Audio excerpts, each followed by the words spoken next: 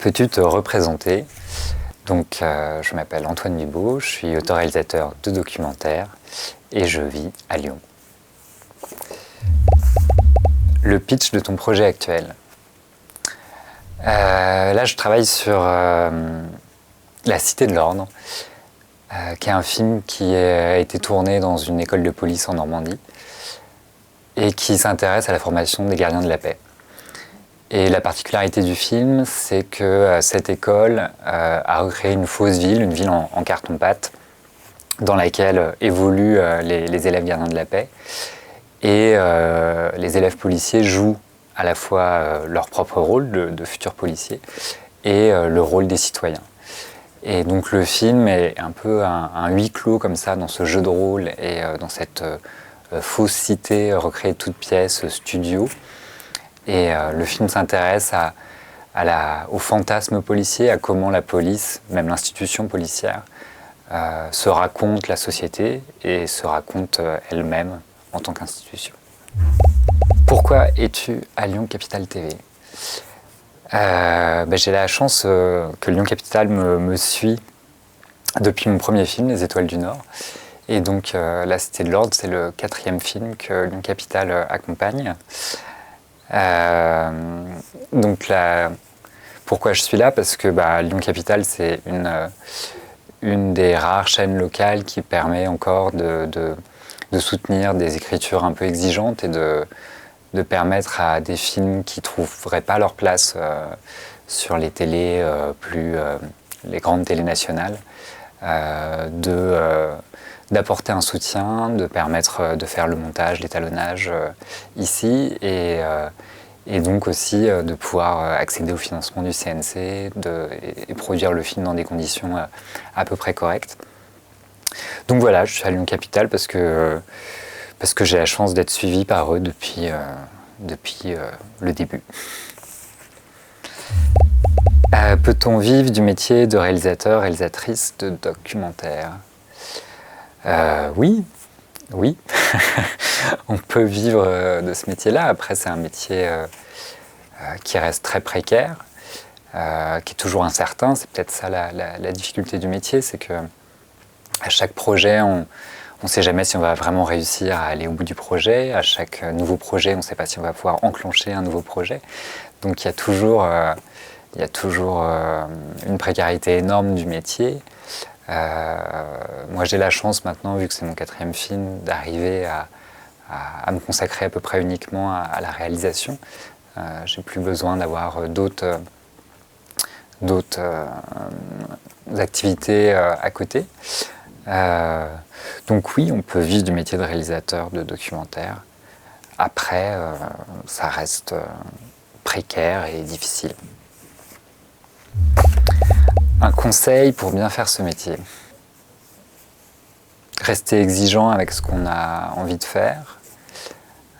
Essayer de tenir la vision du monde qu'on a envie d'offrir aux spectateurs. Être à la fois très à l'écoute du réel et très à l'écoute de ce qui se passe, tout en sachant ce qu'on a envie d'en raconter de particulier et accepter de se confronter à des choses difficiles, de se confronter aux doutes et je dirais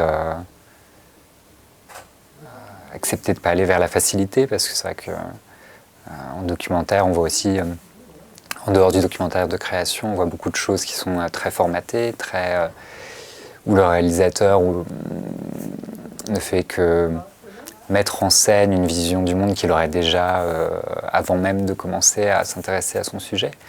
Donc oui, prendre des risques, accepter que le monde est complexe, que les réponses ne sont pas simples et rester à l'écoute de ce qui se passe. Un coup de cœur, un coup de gueule. Les deux. Un coup de cœur parce que, en effet, faire un film, c'est un long processus, difficile. Heureusement, il y a plein de personnes, plein de structures qui sont là à un moment pour soutenir ce processus de création. Et c'est absolument indispensable. Donc ça va en effet de chaînes locales comme Lyon Capital, mais aussi sur ce projet-là, moi j'ai eu la chance d'avoir le soutien de Tank, la plateforme SVOD. C'est évidemment les fonds cinéma qui permettent encore de faire des films. C'est les festivals qui montrent ces films, parce que la question de la diffusion est un grand problème pour le documentaire de création.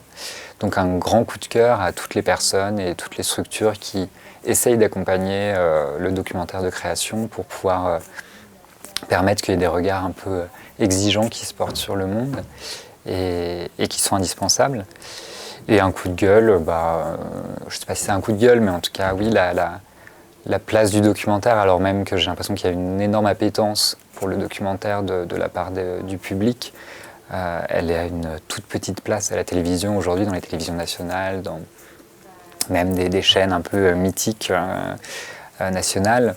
Finalement, la place du documentaire de création, elle est absolument minuscule. Et donc, il serait temps à un moment peut-être que la télévision retrouve et renoue avec cette idée de montrer des formes exigeantes, des regards qui se portent sur un long cours et qu'on quitte une bonne fois pour toutes le formatage des pensées et des formes.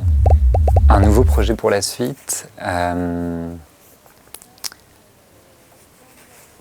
n'y a rien de très près là. Moi je suis au stade d'idées, d'envie, mais pas encore de projet très construit, mais des envies peut-être. La Cité de l'Ordre, c'était déjà un film qui jouait un petit peu des limites entre la fiction, la mise en scène du réel, très fictionnel, et peut-être des envies de pousser encore un peu plus loin par là et d'aller voir si on ne peut pas fictionnaliser encore plus le réel, des envies autour de ça.